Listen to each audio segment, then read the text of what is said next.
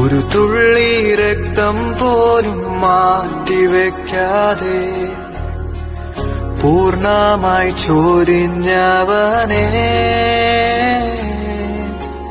നിൻ സ്നേഹത്തിൻ ആഴവും നിൻ സ്നേഹത്തിൻ വീതിയും ആരാലും വർണ്ണിപ്പാൻ സാധ്യമല്ല, ആരാലും വർണ്ണിപ്പാൻ സാധ്യമല്ല. ദൈവവചന ചിന്തകൾ കേൾക്കുന്ന എല്ലാ മാന്യ ശ്രോതാക്കൾക്കും ക്രിസ്തീയ വന്ദനം. ഇയ്യോബിൻ്റെ പുസ്തകം 42-ാം അധ്യായം 9-ാമത് വാക്യം നാം വായിക്കുമ്പോൾ അവിടെ ഓർപ്പിച്ചു പറയുന്നത്, എലീഫസും ബിൽദാദും സോഫറും ചേർന്ന് യഹോവ അവരോട് കൽപ്പിച്ചതുപോലെ അവർ ചെയ്തു. തൽഫലമായി യഹോവയായ ദൈവം അവരുടെ പ്രാർത്ഥന കേൾക്കുവാനും അവരോട് ക്ഷമിക്കുവാനും അവരെ അനുഗ്രഹിപ്പാനും ഇടയായിത്തീർന്നു എന്നുള്ളതാണ്.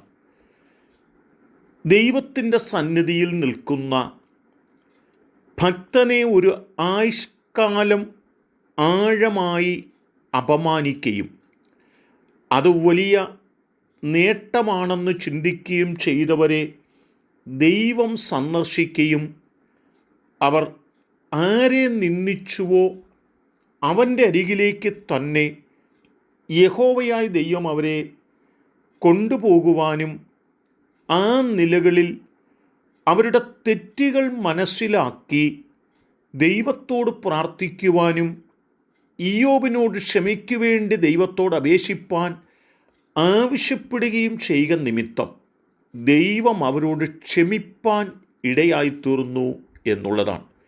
ദൈവത്തിൻ്റെ വചനം നമ്മോട് പറയുന്നത്, തെറ്റുകൾ മനസ്സിലാക്കുവാനും തെറ്റുകൾ തിരുത്തുവാനും നിങ്ങൾ മനസ്സ് വയ്ക്കുന്നു എങ്കിൽ ദൈവം നിങ്ങളോട് ക്ഷമിക്കും എന്ന് തന്നെയാണ്. ലൂക്കോസിൻ്റെ സുവിശേഷം 15-ാം അധ്യായത്തിൽ ഒരപ്പന് 2 മക്കൾ ഉണ്ടായിരുന്നു. മകൻ അപ്പനോട്, എനിക്ക് വരേണ്ടുന്നത് തരണമെന്നും ഞാൻ ദൂരദേശത്തേക്ക് ഇനിയുള്ള ശിഷ്ടകാലം ജീവിപ്പാൻ വേണ്ടി പോകുന്നു എന്നും പറഞ്ഞ് അപ്പനോട് കയർക്കുവാനും ബലാത്കാരേണ അപ്പനോടതെല്ലാം വാങ്ങുവാനും ഇടയായി തീർന്നു. ആ യാത്രയിൽ ആ മകൻ അത്ര ശുഭകരമായി തീർന്നില്ല. തൻ്റെ കഷ്ടതയുടെ നടുവിൽ താൻ ദൈവത്തോടും അപ്പനോടും പാപം ചെയ്തിരിക്കുന്നു എന്ന് തനിക്ക് മനസ്സിലായിട്ട് താൻ ആയിരുന്ന ഇടത്ത് തൻ്റെ തെറ്റു മനസ്സിലാക്കി ഏറ്റുപറഞ്ഞ് പ്രാർത്ഥിക്കുകയും അപ്പൻ്റെ വീട്ടിലേക്ക് മടങ്ങി വന്ന് അപ്പനോട് ആ തെറ്റുകൾ ഏറ്റുപറയുവാൻ മനസ്സ് വയ്ക്കുകയും ചെയ്തപ്പോൾ തൻ്റെ തെറ്റുകൾ അപ്പൻ ക്ഷമിക്കുകയും മകൻ ദൂരെ നിന്ന് വരുന്നത് കണ്ടിട്ട് അപ്പൻ ഓടിച്ചെന്ന് കെട്ടിപ്പിടിച്ച് ചുംബനം നൽകി അവൻ്റെ കാലിന് ചെരുപ്പും അവൻ്റെ കൈക്ക് മോതിരവും അവന് പുതിയ ഉടുപ്പും നൽകി അവനെ വീട്ടിൽ സ്വീകരിപ്പാൻ ഇടയായിത്തീർന്നു എങ്കിൽ ജീവിതത്തിനകത്ത് തെറ്റുകൾ മനസ്സിലാക്കി തെറ്റുകൾ തിരുത്തുവാൻ തയ്യാറാകുന്ന എലീഫസും ബിൽദാദും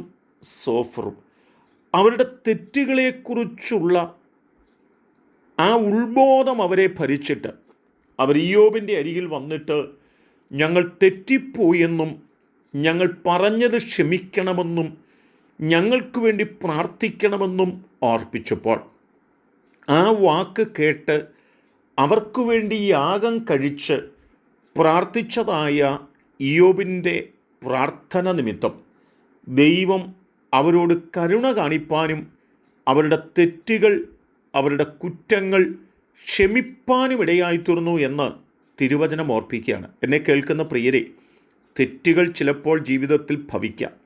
എന്നാൽ ആ തെറ്റുകളെക്കുറിച്ചുള്ള കുറ്റബോധം നമുക്കുണ്ടാകുകയും നാം ആ തെറ്റു മനസ്സിലാക്കി ഏറ്റുപറഞ്ഞ് മടങ്ങി വരുവാൻ മനസ്സ് വയ്ക്കുന്നുവെങ്കിൽ ദൈവം നമ്മോട് മനഃപൂർവ്വമായി ക്ഷമിക്കുകയും നമ്മെ അനുഗ്രഹിക്കുകയും ചെയ്യുമെന്ന് തിരിച്ചറിഞ്ഞ് നമുക്ക് ദൈവത്തിൻ്റെ ക്ഷമയ്ക്ക് വേണ്ടി അപേക്ഷിക്കാം. തെറ്റുകൾ നമുക്ക് കണ്ടെത്താം. നമുക്ക് മനസ്സ് പുതുക്കി രൂപാന്തരപ്പെടാം. അതിന് ദൈവം നമ്മെ സഹായിക്കട്ടെ. കരുണയുള്ള ദൈവമേ, ഞങ്ങളുടെ തെറ്റുകൾ മനസ്സിലാക്കി ഞങ്ങൾ ദൈവത്തിങ്കിലേക്ക് മടങ്ങി വരുന്നവരും ഞങ്ങൾ ഏറ്റുപറയേണ്ടവരുടെ ഏറ്റുപറഞ്ഞ് പ്രാർത്ഥിക്കുന്നവരുമായി തീരുവാൻ ഞങ്ങളെ സഹായിക്കണം. യേശു കർത്താവിൻ നാമത്തിൽ തന്നെ ആമേൻ.